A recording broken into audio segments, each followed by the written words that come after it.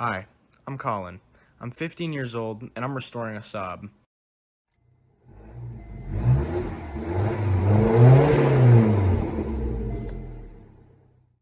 Hey everybody, welcome back to yet another episode of the Bumpy Road Show.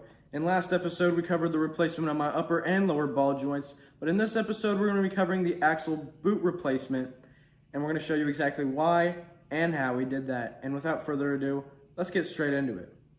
This is everybody's hint from last episode, and I wanted to pick your brains to see who could guess what it was. We'll cover more on exactly what it is in a few minutes, but the winner of last episode's hint goes to... So congratulations to Mr. Wagons West for guessing last video's game correctly and being the winner of this episode. Now, without further ado, let's get back into the work and the readings of the manual. Now, although in this episode we're going to be doing a boot replacement, some people might not be as fortunate to get away with such a small repair. In case you aren't and you need to delve deeper to find and troubleshoot your problems, here's a little page from the service manual given by SAAB to show you how you can get deeper inside of your axle. Now, feel absolutely free to skip straight to the work given the timestamp right here. Step 1A of separating the intermediate drive shaft from the outer universal joint says to remove the clip on the outer universal joint bellows and slide the bellows back up the shaft. Part B of Step 1 says to place the shafts in a press and press together the two convex spring washers so that the circlip in the hub can be rotated in its groove. Step 2 says to spread the circlip using a pair of circlip pliers and release the pressure on the shaft. Step 3 says to remove the intermediate shaft from the hub together with the spherically shaped washer, the two convex spring washers, and the shaft circlip. The hub circlip remains in its groove in the hub. Now, these next numbers may look daunting, but it's just simply saying that the cup springs, circlips, and circlip groove have been discontinued from those chassis numbers. I think it's extremely funny that they're trying to warn you on parts that have been discontinued when the company itself has been discontinued, which is kind of a funny goof or a quirk, but sometimes these things just happen. Our next step to separating the intermediate drive shaft from the outer universal joint is to pull back the rubber bellows from the outer universal joint and to spread the circlip and pull the universal joint free from the shaft. Fortunately for us, they told us how to take it apart, but they also told us how to assemble it. Step 1 of the assembly process is to fit the intermediate drive shaft to the outer universal joint as follows. Part A says to pack the joint with grease, and Part B says to insert the shaft into the joint hub so that the circlip inside the hub snaps into the groove in the shaft. Check that it is in position by trying to displace the shaft, but make note of the caution at the bottom that says to pack the joint with grease before refitting the intermediate shaft. This is a SAAB factory note, and I'd suggest following their caution. Based on this little shot right here, you might think this is water or some type of residue or dirt, but this is actually grease coming from the axle boot, and that's because it has a crack in it, and this is a telltale sign whenever you're driving and grease is getting slung on your wheel wells that it needs to be replaced. And you might have been able to guess the first step on fixing this issue is actually removing the axle. As you can see, we used the power tool to take the lugs off the wheel so that we could take the wheel off. And our next step would be freeing up the axle nut just so we can get it out a little more leniently. This is a necessary step.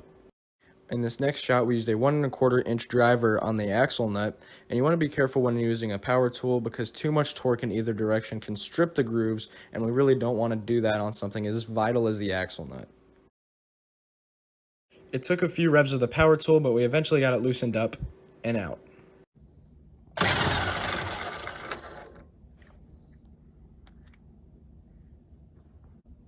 So ordinarily, for those of you who would have their engine inside of their car, the next step would be freeing up the lower and upper ball joints and loosening the tie rod and taking it out of its slot that you could pull the entire steering swivel member out. I don't have my engine in my car, so I can quite literally just take it out of its slot and pull it out.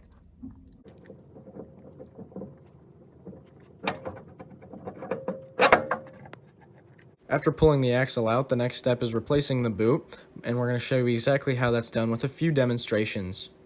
So we took the axle out, and now we're at the workbench. At first, we were going to replace the ball joints, but then we noticed earlier that the grease was all over the place, and as you can see here, it's way overflowed. And now we can tell that this ball joint is completely out. So now we need to replace the rubber boot and these ball joints. I'm going to give you guys a little bit of an anatomy lesson on this axle right here. So we have a completely stripped axle missing the boot, and we have the tripod bearing that this fits onto. So this tripod bearing fits onto the end here, which is held by a circlip on the end. And this end right here is where the wheel attaches. And so the way that this fits in the transmission is that the tripod bearing goes in to the driver, and whenever the driver spins, the axle spins with it, which in turn turns the wheel. We have the inner boot, which fits over the driver. We have the outer boot, which goes on the CV joint. Now let's get to a live example here. So we have this tripod bearing, and it'll fit over this hole, and this is that circlip that I mentioned earlier, and that'll just fit over it and hold it down right there. So now we flip this axle over here. So this is the outer boot with the CV joint that fits on the end. And this is the CV joint, which we've taken off already, but we wanted to show you how it's done. So this, just like the tripod bearing, will fit onto one of these ends, and the circlip on the inside will lock it down. But you need a special tool to be able to do that, which looks like this. Now that tool I just showed you is your run-of-the-mill circlip spreader. It's very available around all sorts of places. It's not a SAAB specific tool. It's used for a lot of different things. But as you can see, I kind of started struggling with it at first, but after a while I got the hang of it, and the third time was the charm. With the exception of the CV joint being installed a little bit deeper on these grooves right here, this is pretty much how it'll look when you're installing it. This is a snapshot of the grooves that I took to show you guys exactly where the CV joint is going to snap into place when you're installing it. It'll be very audible whenever you hear a click noise, and that is exactly how you know you've installed it correctly. Now in our case, we had to take off the CV joint end, especially this boot, because there was a crack which was leaking grease. And as you saw in that previous video on the wheel well where the grease was slinging everywhere whenever you were driving, this is an apparent issue. So the way we do it is the CV joint is already off, so the boot should slip right off. And there it is. Now we're going to put on a new outer boot that does not leak. And so the way you put it on is pretty much exactly the same way that you took it off.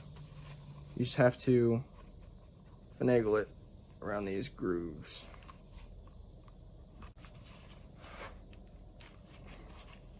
It is a pretty messy job because of the grease,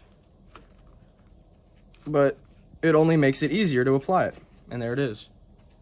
Now this is the same CV joint that we were working on earlier, and as you can see in the very middle, it has the circlip in it already. And so the way that we apply this is you put it on this end, just like the last two demonstrations, and you push it down until you hear the circlip click. And that's how you know that it's on. Now that we've got the CV joint back in place, we're going to be fastening the boot with its respective clips. And we're going to show you exactly how we do it. Okay, once we've gotten the circlip between the spindle and the axle, it holds it in place and allows it to maneuver. We've already slipped over first the small ring. Then we slip over the boot, and the boot goes on, the circlip goes in, the spindle and the axle become one, and then this boot pops up. There's a ridge right here that pops up, and you're going to slide that boot over there. You're getting saddled with a lot of stuff on your very first days of working on a car, so you're supposed to be doing this. I'm just here to help out and guide. So then this large clip will come over, and it fits in just like this, and it'll grab. It's got little teeth on it here, as you can see. And so we'll just put that up until we can find the furthest point to hold it, like that. And then we'll come back with some hog clips and squeeze here. And this little one is going to go right down here, and it's ready to squeeze there. So that's how that's going to work. If you don't have the right tool, you can take an old pair of diagonal pliers and squeeze in just underneath that, and that'll tighten that up just enough that on both sides you just go back and forth until you get it to the desired tightness that this is holding that in place, and that works beautifully. And you see that will not move. It's in there. And to finish off this episode, this is everybody's hint to what the next episode might be pointed towards. I want to see you guys collect your thoughts in the comments and give me your best answer to figure out what this will be about. I'm interested to see everybody's thoughts, and thank you so much for watching this video, and I hope to see you guys in the next one.